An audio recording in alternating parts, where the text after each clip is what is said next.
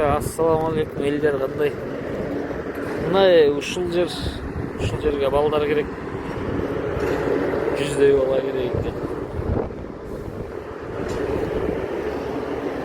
Короче, 4 жылга жумуш бар экен мына. Чоң эмелер бар экен, объекттер. Краснодар шаары. Ушул объекттерге болду. Кыргыз балдар. Кыргызстандыктар да.